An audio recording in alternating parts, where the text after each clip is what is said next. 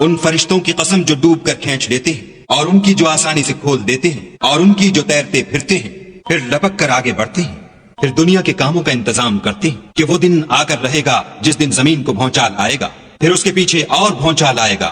اس دن لوگوں کے دل خائف ہو رہے ہوں گے اور آنکھیں جھکی ہوئی۔ کافر کہتے ہیں کیا ہم الٹے پاؤں پھر لوٹیں گے؟ بھلا جب ہم کھوکھلی ہڈیاں ہو جائیں گے تو پھر زندہ کیے جائیں گے؟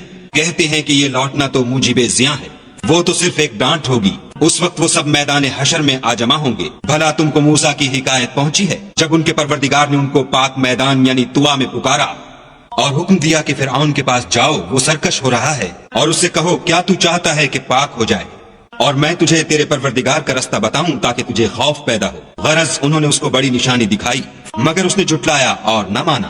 پھر لوٹ گیا اور تدبیریں کرنے لگا اور لوگوں کو اکٹھا کیا اور پکارا، کہنے لگا کہ تمہارا سب سے بڑا مالک میں ہوں۔ تو خدا نے اس کو دنیا اور آخرت دونوں کے عذاب میں پکڑ دیا۔ جو شخص خدا سے ڈر رکھتا ہے اس کے لیے اس قصے میں عبرت ہے۔ بھلا تمہارا بنانا مشکل ہے یا آسمان کا؟ اسی نے اس کو بنایا، اس کی چھت کو اونچا کیا، پھر اسے برابر کر دیا، اور اسی نے رات تاریک بنائی اور دن کو دھوپ نکالی، اور اس کے بعد زمین کو پھیلا دیا۔ اسی نے اس میں سے اس کا پانی نکالا اور چارہ اگایا، اور اس پر پہاڑوں کا بوجھ رکھ دیا۔ یہ سب کچھ تمہارے اور تمہارے چار پایوں کے فائدے کے لیے کیا۔ تو جب بڑی آفت آئے گی اس دن انسان اپنے کاموں کو یاد کرے گا اور دوزخ دیکھنے والے کے سامنے نکال کر رکھ دی جائے گی۔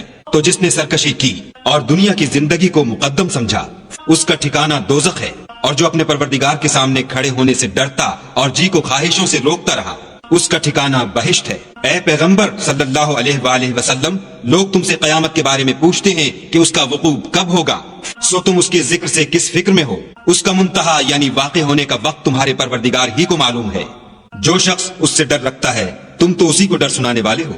جب وہ اس کو دیکھیں گے تو ایسا خیال کریں گے کہ گویا دنیا میں صرف ایک شام یا صبح رہے تھے۔